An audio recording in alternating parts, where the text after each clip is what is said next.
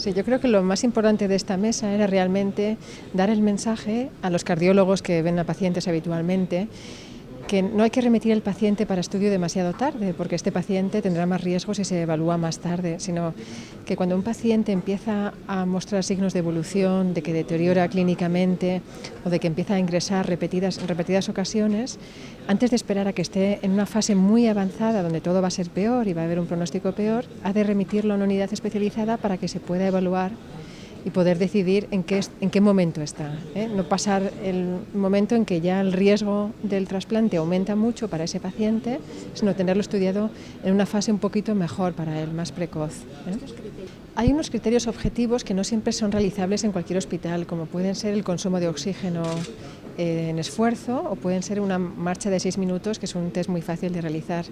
Pero lo más objetivo, lo más fácil de evaluar es cuando un paciente empieza a reingresar en repetidas ocasiones o no tolera fármacos por hipotensión y hay que retirar los IECAs, los betabloqueantes. Este paciente está haciendo una mala evolución y si está en una edad joven es el momento de derivarlo para ver qué se le puede ofrecer o empezar a hacer un estudio que nos va a costar unos meses de realizar, ¿no?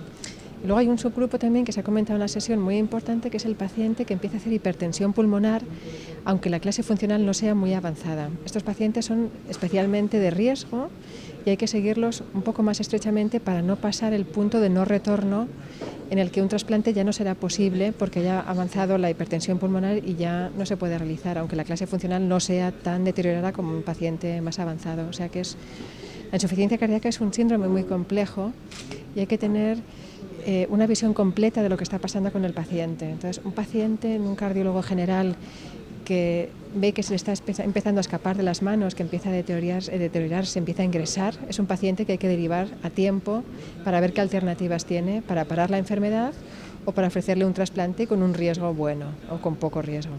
Idealmente ahora mismo estamos trasplantando pacientes en edades muy avanzadas, que es la charla del doctor que ha presentado las contraindicaciones.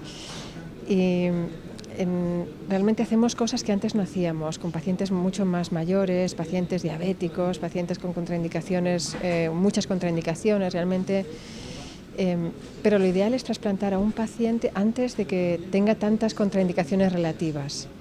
Entonces, especialmente para que el resultado del trasplante sea mejor, para que la esperanza del trasplante, la vida que tenga después del trasplante sea lo más larga posible, ¿no? Exactamente, ese es un punto muy importante. Por eso creo que estas charlas en foros de cardiología en general son muy importantes, ¿eh? Ir a hospitales, hablar con cardiólogos que manejan pacientes así jóvenes, que a lo mejor porque son jóvenes piensan que van a aguantar un poquito más, pero sí que es importante que el cardiólogo tenga una formación de trasplante o de insuficiencia cardíaca avanzada o qué hacer con el paciente, cuándo, dónde remitir al paciente a tiempo. Esto es una formación muy importante. Sí, yo creo que sí. Yo creo que al final hacemos insuficiencia cardíaca avanzada los pocos centros que hacemos trasplante, pero que la insuficiencia cardíaca es un problema muy importante a nivel de números, de ingresos en hospitales, y creo que se puede hacer mejor cardiología si tenemos mejor formación a todos los niveles, ¿no? A nivel de atención primaria, a nivel de cardiología básica. Esto es muy importante, sí. Muchas gracias.